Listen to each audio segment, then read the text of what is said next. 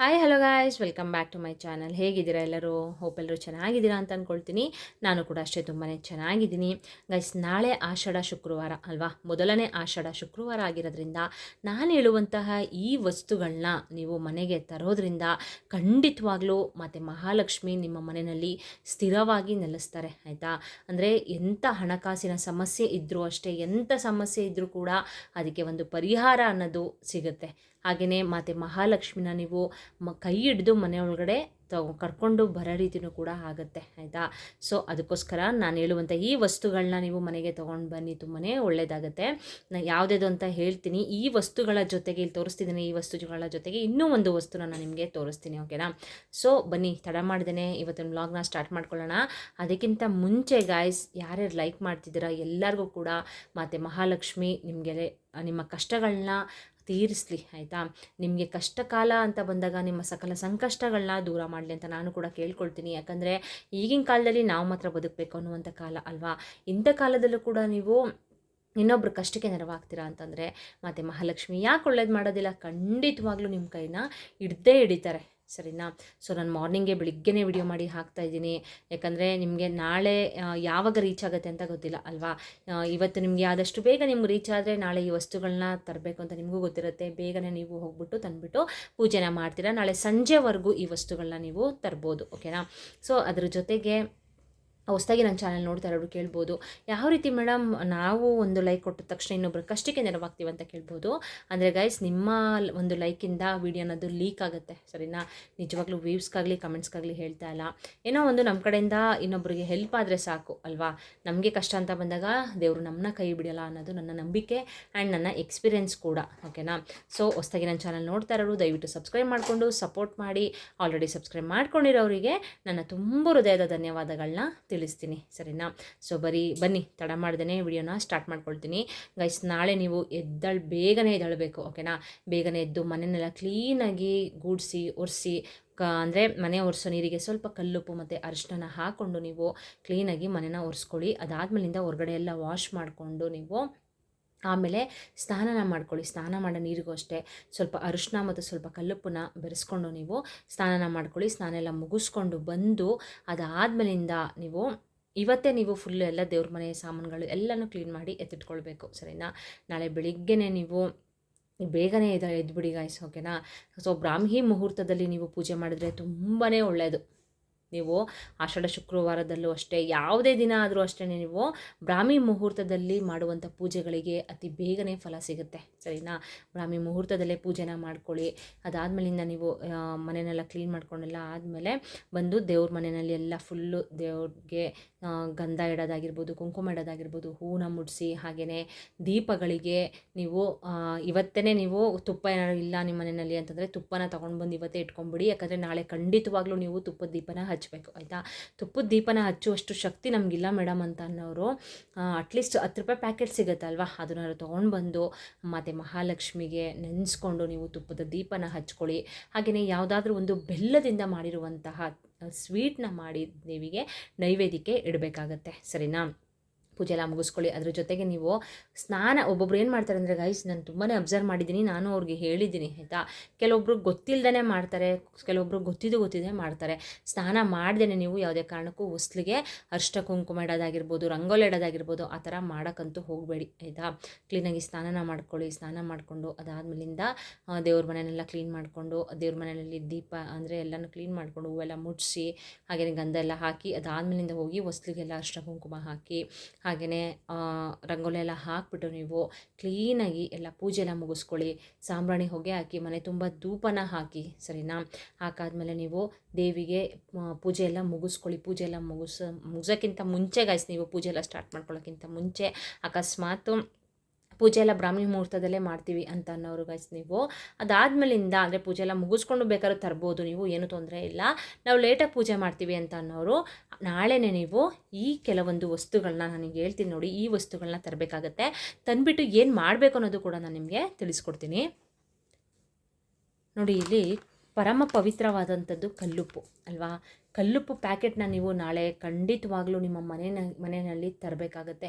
ಎಂಥ ಬಡವರಿದ್ದರೂ ಕೂಡ 20 ರೂಪಾಯಿ ಯಾರಿಗೂ ಕೂಡ ತೊಂದರೆ ಇಲ್ಲ ಅಲ್ವಾ. 20 ರೂಪಾಯಿ ಕೊಟ್ಬಿಟ್ಟು ನಾವು ಕಲ್ಲುಪ್ಪನ್ನ ತರೋದ್ರಿಂದ ನಮಗೆ ಒಳ್ಳೆಯದಾಗತ್ತೆ ಅಂತಂದರೆ ತರೋದ್ರಲ್ಲಿ ಏನೂ ತಪ್ಪಿಲ್ಲ ಅಲ್ವಾ ಗೈಸ್. 20 ರೂಪಾಯಿ ಕೊಟ್ಬಿಟ್ಟು ನೀವು ಕಲ್ಲುಪ್ಪನ್ನ ತೊಗೊಂಡು ಬರಬೇಕಾಗತ್ತೆ. ಹಾಗೆಯೇ ಅದ್ರ ಜೊತೆಗೆ ಅರಿಶಿನ ನೀವು ತೊಗೊಂಡು ಬರಬೇಕು, ಸರಿನಾ.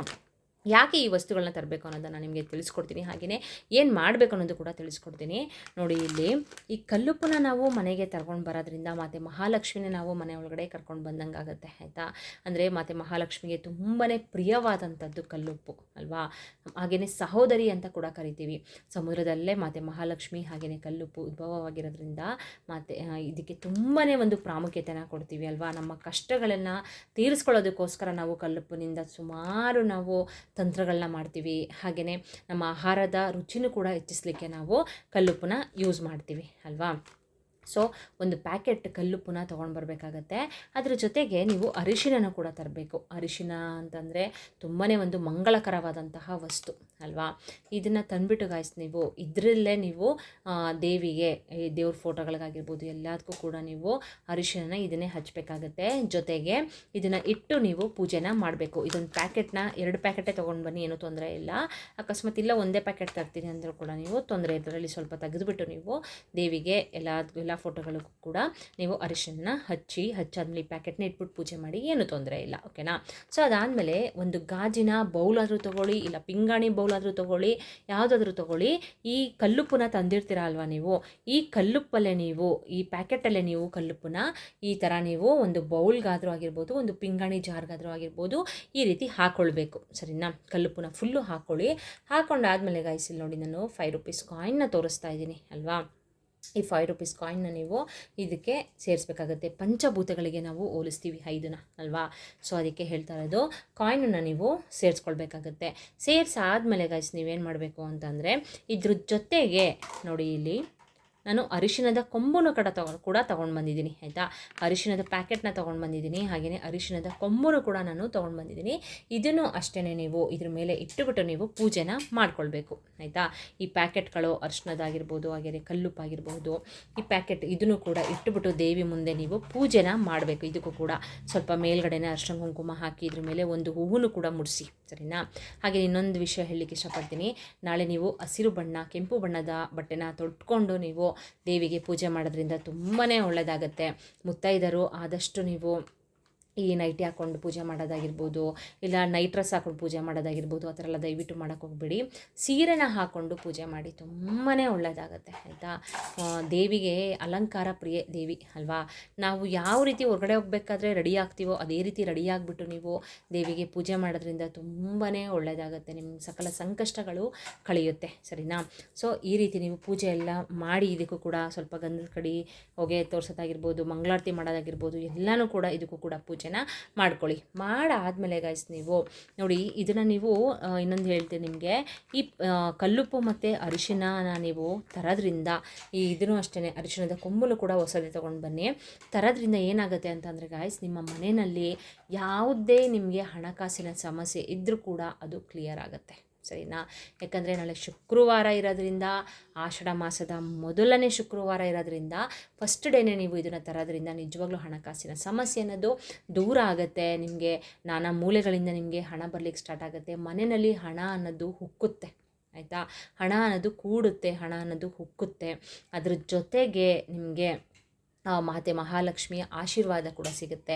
ಸ್ಥಿರವಾಗಿ ನೀವು ಮನೆಯಲ್ಲಿ ಅಂದರೆ ಮಾತೆ ಮಹಾಲಕ್ಷ್ಮಿ ಸ್ಥಿರವಾಗಿ ನಿಮ್ಮ ಮನೆಯಲ್ಲಿ ಖಂಡಿತವಾಗ್ಲೂ ಕೂಡ ನೆಲೆಸ್ತಾರೆ, ಓಕೆನಾ. ಸೊ ಅದಕ್ಕೆ ಹೇಳ್ತಾ ಇರೋದು, ಇದನ್ನೆಲ್ಲ ನೀವು ಹೊಸದಾಗಿ ನೀವು ಕೊಂಡ್ಬಿಟ್ಟು ತರಬೇಕಾಗತ್ತೆ.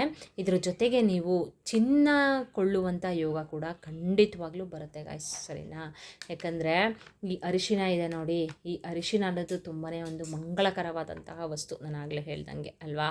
ಸೊ ಅರಿಶಿನ ಉಪ್ಪು ಎಲ್ಲನೂ ಕೂಡ ಮನೆಯಲ್ಲಿ ಧನ ಪ್ರಾಪ್ತಿ ಆಗಲಿಕ್ಕೆ, ಧನಾಗಮನ ಆಗಲಿಕ್ಕೆ ನಿಜವಾಗ್ಲೂ ಒಂದು ಹೆಲ್ಪ್ ಮಾಡುತ್ತೆ. ಅಂದರೆ ನೀವು ನಾಳೆನೇ ತರಬೇಕು, ಆಯಿತಾ. ಅಕಸ್ಮಾತ್ ನಮಗೆ ವಿಡಿಯೋ ಲೇಟಾಗಿ ಸಿಕ್ತು ಮೇಡಮ್, ಈಗ ಶನಿವಾರ ಸಿಕ್ತು, ಭಾನುವಾರ ಸಿಕ್ತು ಅಂತಂದರೆ ನೆಕ್ಸ್ಟು ವಾರ, ಆಯಿತಾ, ನೆಕ್ಸ್ಟು ಶುಕ್ರವಾರ ತಂದುಬಿಟ್ಟು ಮಾಡಬೇಕಾಗತ್ತೆ. ಅಕಸ್ಮಾತ್ ನಿಮಗೆ ಇವತ್ತೇ ಸಿಕ್ತು, ಇಲ್ಲ ನಾಳೆನೇ ಸಿಕ್ತು, ನಾಳೆ ಸಂಜೆ ಮೇಲೆ ಸಿಕ್ಕಿದ್ರೂ ತೊಂದರೆ ಇಲ್ಲ ಗಾಯ್ಸ್. ನಾಳೆ ನೀವು ಸಂಜೆ ಮಲ್ಕೊಳ್ಳೋ ಅಷ್ಟರಲ್ಲಿ ಒಂದು 9 ಗಂಟೆ ಒಳಗಡೆನೂ ಕೂಡ ತಂದ್ರೂ ಏನೂ ತೊಂದರೆ ಇಲ್ಲ, ಸರಿನಾ. ಅಷ್ಟೊಡೆ ತಂದುಬಿಟ್ಟು ಲೇಟಾಗಿ ನಿಮಗೆ ಸಿಕ್ಕಿದ್ರೆ ಹೇಳ್ತಾ ಇರೋದು, ಬೇಗ ಸಿಕ್ಬಿಟ್ಟು ಆಮೇಲೆ ಲೇಟಾಗಿ ತರೋದು ಆ ಥರ ಎಲ್ಲ ಮಾಡೋಕ್ಕೆ ಹೋಗ್ಬಿಡಿ. ಲೇಟಾಗಿ ನಿಮಗೆ 8 ಗಂಟೆ 9 ಗಂಟೆ ಆ ಥರ ಸಿಕ್ತು ವಿಡಿಯೋ ಅಂತ ಅಂದರೆ ನೀವು ಆದಷ್ಟು ಬೇಗ ಆವಾಗಲೇ ಹೋಗ್ಬಿಟ್ಟು ತಂದುಬಿಟ್ಟು ನೀವು ಪೂಜೆನ ಮಾಡ್ಕೊಳ್ಳಿ, ತುಂಬಾ ಒಳ್ಳೆಯದಾಗತ್ತೆ ಸರಿನಾ. ನಿಜವಾಗ್ಲೂ ಒಳ್ಳೆಯದಾಗತ್ತೆ, ಮಾಡ್ಕೊಳ್ಳಿ. ಅದಾದಮೇಲಿಂದ ನೀವೇನು ಮಾಡಬೇಕಂದ್ರೆ ಗಾಯ್ಸ್, ಇದನ್ನು ತೊಗೊಂಡೋಗ್ಬಿಟ್ಟು ನೀವು ಈ ಅರಿಶಿಣದ ಕೊಂಬನ ದೇವಿ ಫೋಟೋ ಮುಂದೆ ಇಟ್ಟುಬಿಡಿ ಆಯಿತಾ. ಇನ್ನೊಂದು ವಿಷಯ ಹೇಳಲಿಕ್ಕೆ ಇಷ್ಟಪಡ್ತೀನಿ, ಇದೆಲ್ಲನೂ ಕೂಡ ನಾಳೆ ಪೂಜೆ ಮಾಡ್ತೀರಾ ಅಲ್ವಾ ನೀವು. ಪೂಜೆ ಮಾಡಾದ್ಮೇಲೆ ಬೆಳಗ್ಗೆನಾದರೂ ಮಾಡ್ಕೊಳ್ಳಿ, ಸಂಜೆನಾದರೂ ಮಾಡ್ಕೊಳ್ಳಿ, ಯಾವಾಗಲಾದ್ರೂ ಮಾಡ್ಕೋಬೋದು. ಈ ನೈಟು ದೇವ್ರ ಮನೆಯಲ್ಲೇ ಇರಬೇಕು ಈ ಪದಾರ್ಥಗಳು ಸರಿನಾ. ಪ್ಯಾಕೆಟ್ನ ಹಾಗೇ ಒಂದು ಯಾವುದಾದ್ರೂ ಒಂದು ತಟ್ಟೆಗೋ ಇಲ್ಲ ಯಾವುದಾದ್ರೂ ಒಂದು ಬಾಳೆ ಎಲೆ ಹಾಸ್ಬಿಟ್ಟು ಅದ್ರ ಮೇಲೆ ಇಡ್ತಿರೋ ನೋಡಿ, ನಿಮ್ಗೆ ಕಂಫರ್ಟಬಲ್ ಓಕೆನಾ. ಯಾವ ಥರ ಇಡ್ತೀರಾ ಆ ಥರ ನೀವು ಕ್ಲೀನಾಗಿ ಇಟ್ಕೋಬೇಕು ಸರಿನಾ. ನೈಟು ಫುಲ್ಲು ಅಲ್ಲೇ ಬಿಟ್ಬಿಡಿ ದೇವ್ರ ಮನೆಯಲ್ಲೇ ಇದನ್ನು ಆಯಿತಾ.